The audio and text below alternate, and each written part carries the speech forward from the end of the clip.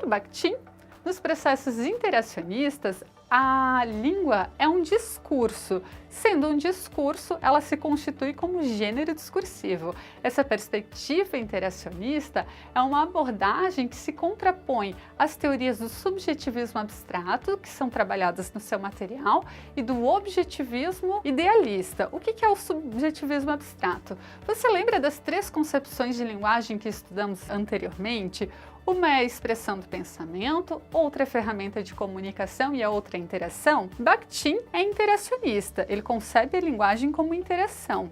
Então ele se opõe a qualquer abordagem que não seja interacionista. A do objetivismo idealista é aquela que vê a língua como um sistema, como um código, aquela concepção de linguagem como comunicação, vinculada à corrente estruturalista de Saussure. O Bakhtin se coloca contra o subjetivismo abstrato e o objetivismo idealista, porque ele enxerga a necessidade de considerar que a língua é produzida enquanto interação social, resultado das relações dialógicas, ideológicas, dos valores e dos elementos discursivos que não podem existir exclusivamente na língua enquanto sistema. Então, se eu estudo apenas o sistema da língua, eu não posso considerar todos os fatores extralinguísticos que influenciam nas formas linguísticas. A enunciação, então, é um outro termo que tem aparecido bastante nos nossos estudos. Mas o que seria a enunciação? Todo o nosso discurso, tudo que falamos é um discurso, é um enunciado.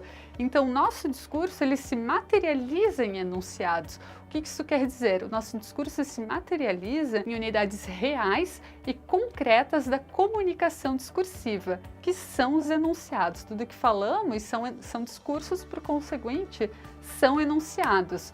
O acabamento do enunciado ele se vincula a 3 elementos. Um é a esfera social em que o enunciado é produzido, o que se espera do enunciado em dada esfera, o que se espera da linguagem nesses quesitos, é o que se espera do enunciado nessas esferas. O intuito discursivo, que é o querer dizer do autor, o seu projeto de dizer algo a alguém, as formas típicas de estruturação do enunciado, que daí o constitui em gêneros discursivos. A partir do momento que o enunciado adota uma forma típica, ele se transforma num gênero discursivo. A forma típica é a forma típica de um conto, por exemplo, de uma reportagem, de uma notícia. Então, quando ele se caracteriza a partir dessa estruturação, o enunciado vira um gênero do discurso. A expressividade, ela se faz presente na enunciação, e é por isso que Bakhtin, ao invés de estudar simplesmente o sistema da língua, estuda o enunciado, o gênero do discurso, porque ele constitui a expressividade, que é a materialização dos valores sociais e apreciativos do enunciado. A escolha de palavras, a forma que elas são ditas, a entonação dada a elas, acaba atribuindo dado valor social naquele momento de enunciação, que caracteriza que não existe enunciado neutro. Em cada enunciado existe um autor que se posiciona de um horizonte social e apreciativo, ou seja, tudo que é enunciado por determinado autor é enunciado a partir de uma perspectiva, de algo que ele acredita, de um posicionamento que ele adota, que está em diálogo com as suas vivências sociais.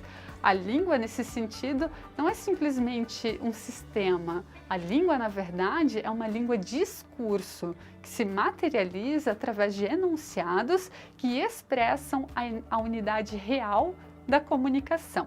Para a gente entender agora um pouquinho melhor o que essa teoria tem a ver com os gêneros do discurso, a gente precisa entender o que são os gêneros do discurso. Para Bakhtin, nós nos comunicamos por meio de enunciados, como vimos, que são situados pelos gêneros do discurso aos quais pertencem esses enunciados a partir do momento que eles tipificam-se, não é? Os gêneros estão vinculados, então, às nossas atividades humanas, que são as jornalísticas, literárias, escolares, religiosas, enfim.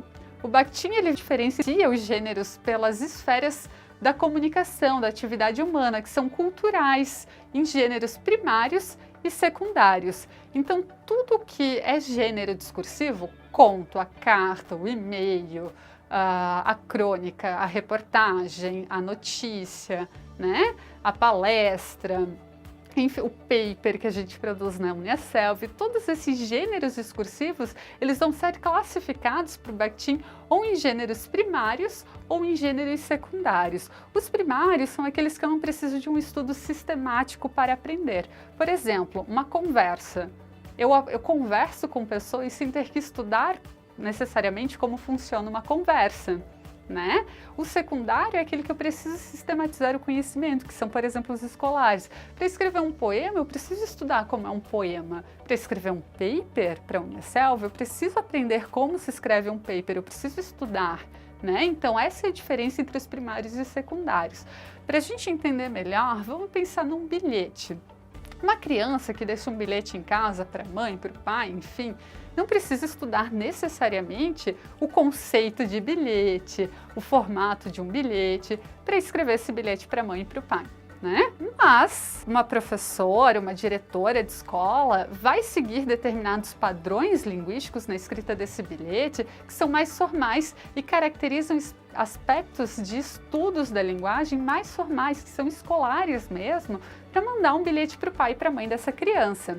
Recentemente a gente teve uma notícia de um bilhete que viralizou, né, no ano de 2018, de uma criança que enviou um bilhete para a mãe dizendo que teria feriado na escola. Dizia o seguinte o bilhete: senhores pais, amanhã não vai ter aula, porque pode ser feriado. Assinado Tia Paulinha. É verdade esse bilhete. Esse bilhete viralizou porque é engraçada a intenção comunicativa da criança. Ela aprendeu, vindo vários bilhetes que são deixados para os seus pais, de qual é o padrão de um bilhete escolar.